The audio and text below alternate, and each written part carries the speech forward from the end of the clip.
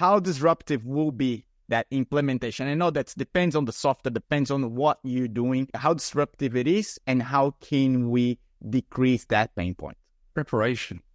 From the moment you start talking to a supplier, start looking to other software providers that will also need to be integrated to that new software. An integration, an interface for that integration needs to be prepared, needs to be live, needs to be tested.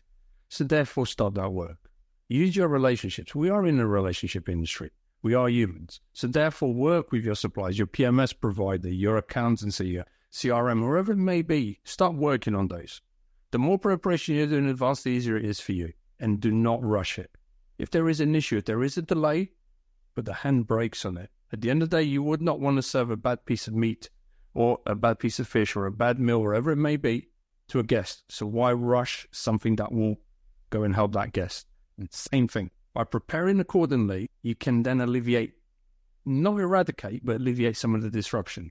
Because the last thing you want is train your staff in a dummy software that's not going to mirror the exact screens even of that software that they will need to use every day of their lives.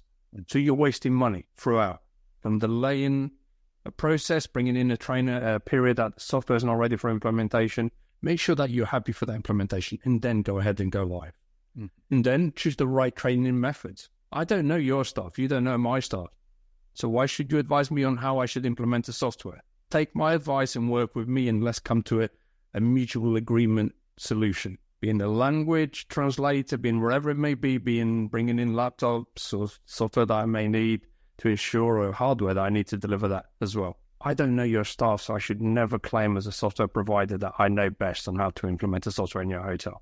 Biggest mistake that I would ever do, as an example.